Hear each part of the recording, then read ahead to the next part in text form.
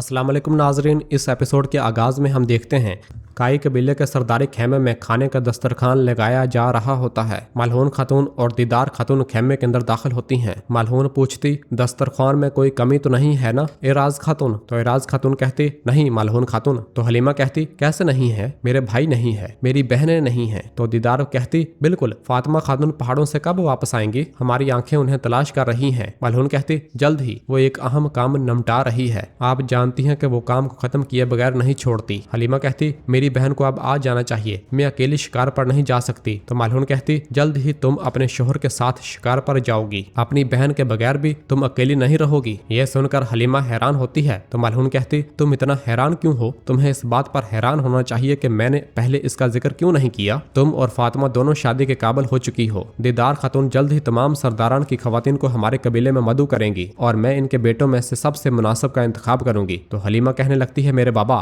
मालहून उसकी बात काटते हुए कहती, बिल्कुल फिक्र मत करो, तुम्हारे बाबा भी ये जानते हैं और उन्होंने मंजूरी भी दे दी है, तुम दोनों के लिए और तुम्हारे भाई अलाउद्दीन के लिए भी। और इसी दौरान गोंजा, कासम और सुलेमान को लेकर खेमे के अंदर दाखिल होती है, जिन्हें देखकर दीदार उन्हें प्यार करते हुए कहती है, माशाल्लाह, जब भी मैं इन्हें देखती हूँ वो और भी बड़े लगते हैं मालहून खातून, माशाल्लाह। इसी दौरान उस्मान साहब भी साथ वाले खेमे से बाहर निकलते हैं और दीदार की ये बात सुनकर कहते, वो बड़े होंगे, ये बड़े होंगे और अजीम चन्नार में बदलेंगे जो हमारे कबीले को खड़ा करेंगे अपने बाबा और चचा की तरह। चलें बैठें। और फिर सब खाने के दस्तरखान पर बैठ जाते हैं। कासम और सुलेमान अपने दादा के पास जाकर बैठ जाते हैं। उस्मान साहब जब दस्तरखान पर देखते हैं तो पूछते, नीलोफर कहाँ है? तो गोंजा बताती है, वो उरहान के पास गई है बाबा। और फिर कासम भी अपने दादा से कहता है, दादा हम भी अपने माँ बाप के पास चलते हैं, बराए करम। और फिर उस्मान साहब मालहून से पूछते, क्या तुम्हें मालूम था मालहून? मालहून कहती, यकीनन था। और फिर उस्मान साहब अपने पोतों से कहते, तुम अगली बार जरूर जाना। तो कासम कहता, दादा क्या मेरे बाबा को शिकस्त हुई है? उस्मान साहब कहते, तो क्या हुआ, मुझे भी शिकस्त हुई और वो भी बहुत बार। तो सुलेमान कहता, जब शिकस्त होती है तो क्या होता है दादा? उस्मान साहब कहते, तुम और ज्यादा मजबूत बनते हो, मुझे देखो। सुलेमान कहता, लेकिन आप लंगड़ा रहे हो। यह सुनकर उस्मान साहब हंसने लग जाते हैं और उससे प्यार करते हैं। आखिर मालहून एराज खातून से कहती है, कासम और सुलेमान को बावर्ची खाने में ले जाओ, वो देगची से जितना चाहे खा सकते हैं। और फिर दीदार कहती, मैं भी इजाजत चाहूंगी उस्मान साहब, आप बतौर खानदान खाना खाना चाहेंगे। उस्मान साहब कहते, बैठो दीदार खातून बैठो, आप शाहीन शाह की बीवी हैं जो कई सालों तक मेरे साथी रहे हैं। आप मालहून की राजदार हैं, आप खानदान से हैं। हमें बोरसा से फतह की खबर मिली है ताकि ये दस्तरखान और हमारा कबीला पहले की तरह खुशो खरम हो और फिर दावतें होंगी और लोग लुत्फ अंदोज होंगे। तो सब कहते हैं, इंशाल्लाह हजूर, इंशाल्लाह। उस्मान साहब कहते, नीलोफर वहाँ बिला वजह गई है, उरहान वैसे भी यहाँ आने वाला है, मैंने जिरगे के लिए तमाम सरदारान को बुलाया है। तो दीदार कहती, ये मेरे लिए बहुत अच्छी खबर है, तो मेरा शोहर और बेटा दोनों आ रहे हैं। तो हलीमा पूछती, बाबा ये पूछना मुनासिब नहीं, लेकिन ये जिरगा किस लिए है? उस्मान साहब कहते, तुम ठीक कह रही हो, पूछना गैर मुनासिब है, चलें अपने खाने से लुत्फ अंदोज हों। और सब खाना खाने लग जाते हैं।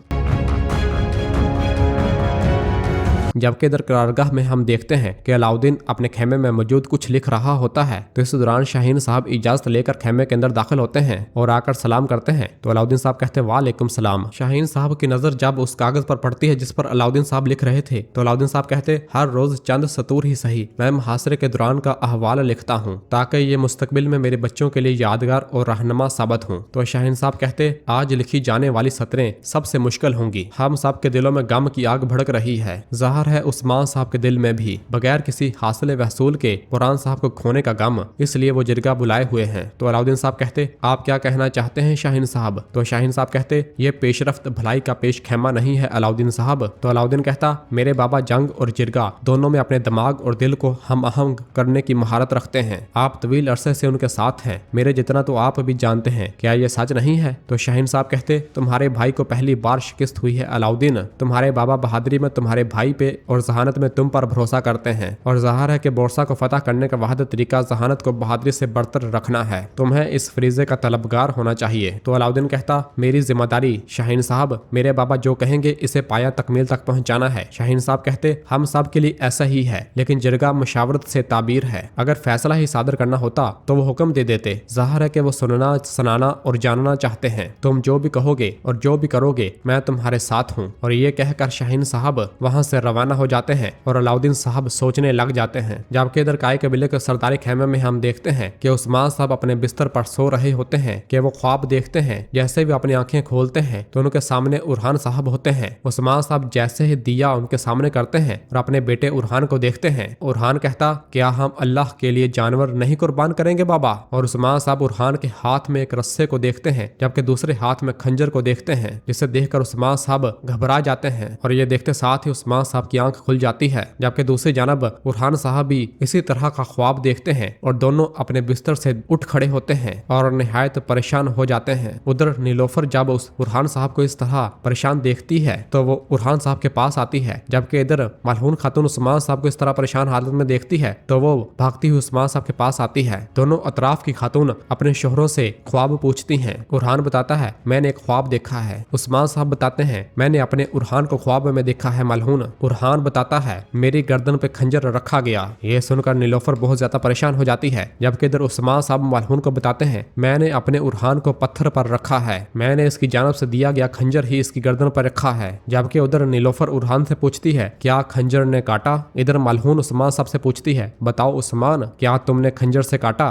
तो उस्मान साहब कहते, हाँ मैंने काटा। उरहान बताता है, हाँ मैं काटा गया। ये सुनकर दोनों अतराफ की खातून बहुत ज्यादा परेशान हो जाती हैं और नीलोफर उरहान को गले से लगा लेती है। और फिर इस दौरान बाहर से सिपाही की आवाज आती है, उरहान साहब का घोड़ा तैयार हो चुका है। तो उरहान नीलोफर से कहता, ये अलादगी का वक्त है नीलोफर, हम दोनों के फरीजे हमारे मुंतजर हैं। नीलोफर कहती, मैं सिर्फ तुम्हारा इंतजार कर रही हूँ। और फिर इसके बाद हम देखते हैं कि उरहान साहब अपने घोड़े पर, जबकि नीलोफर अपने घोड़े पर सवार होते हैं और उरहान साहब अपने सिपाहियों को लेकर बंदरगाह की जानब रवाना हो जाते हैं। जबकि नीलोफर वापस काई कबीले की जानब रवाना हो जाती है।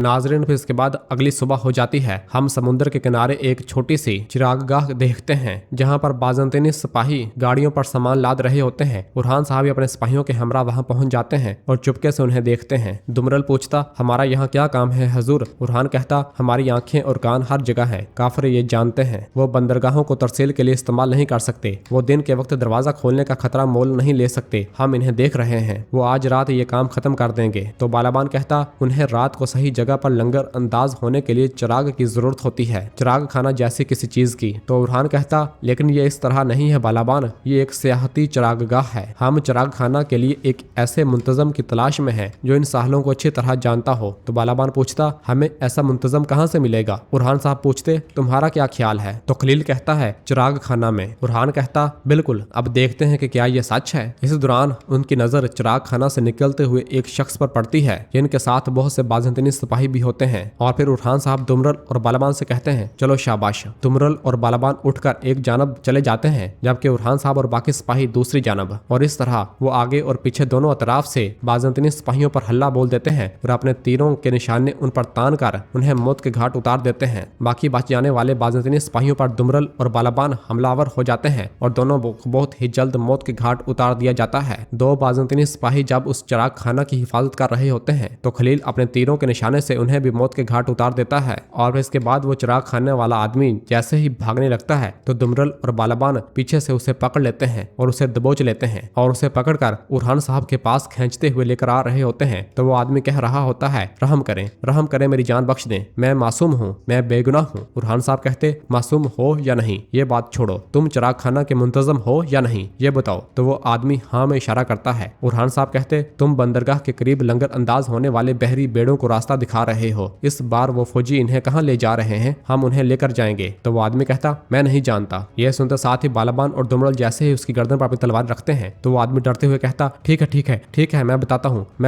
मैं बोलूंगा।